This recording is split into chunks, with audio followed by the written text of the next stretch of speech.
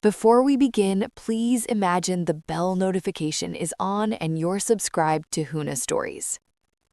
The room was quiet when she said it, quiet enough to hear the clock swallow its own tick. "We got married yesterday," she said. A pause, practiced, just for special people. I smiled because that's what I do when something sharp is pushed under my ribs. I asked nothing else. I let the silence do the work.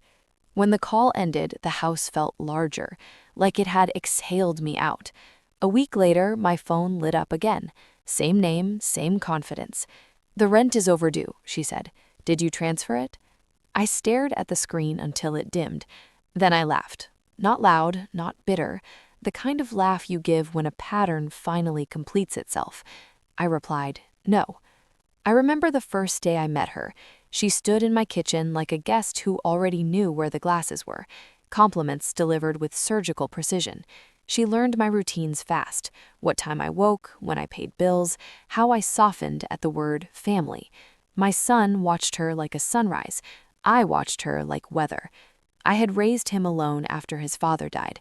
I paid his tuition, his rent, his first car insurance payment without asking for thanks. Love, to me, was logistical. You show up, you cover the gap. She noticed that. "They moved into the apartment I owned downtown, just for a year," she said, "until we save." I drew up a lease anyway. She laughed at that too. "You're so formal," she said, already unpacking. When they spoke about marriage, it was always vague, later, simple, no pressure. I didn't push. Trust has a long leash when you've fed it for years. The change came quietly. Dinners canceled, calls returned late, decisions made without me. The word special started appearing. Special plans, special friends, special people. It's a word that builds fences without looking like it. The evidence arrived the way it always does, careless. A tagged photo from a florist, white roses, gold script, yesterday's date. My son's smile cropped at the edge like an afterthought. I didn't confront them. I sharpened myself instead. I pulled the lease from the file where I keep my life alphabetized. I reviewed the payment history. Late twice, covered by me both times. I called my lawyer, not to threaten, just to understand. Knowledge first, power later. I separated what I had been giving from what was owed. I stopped autopay. I updated beneficiaries. I moved savings into accounts with my name only. I drafted a trust that made generosity conditional and clear. Love can be warm. Money should be cold. I watched. I waited. When the call came about the rent, her tone carried entitlement like perfume. I let it hang after my no. I imagined her blinking, recalculating. "What do you mean, no?" she said. I said, calm as a ledger.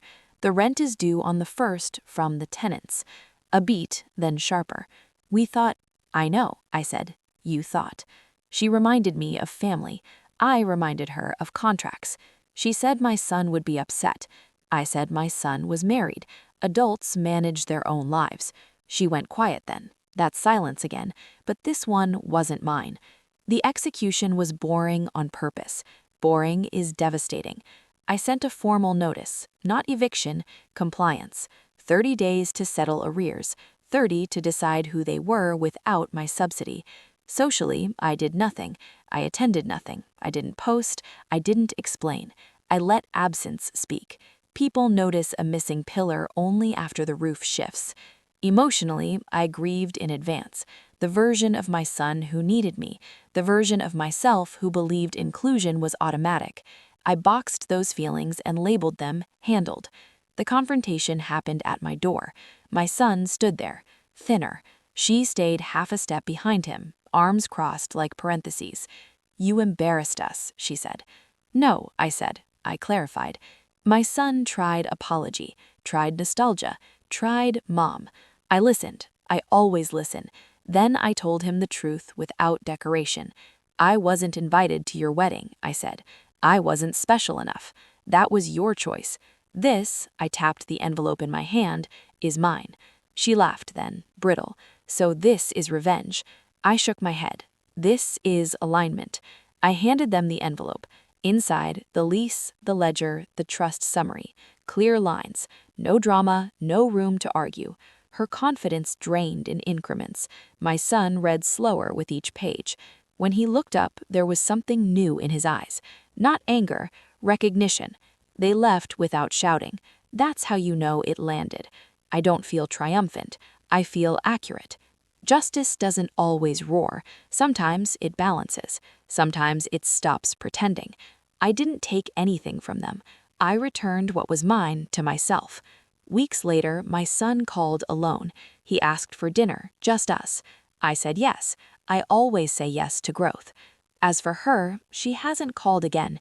Entitlement hates mirrors. I sit in my quiet house now, the clock steady, the air mine. I think about the word special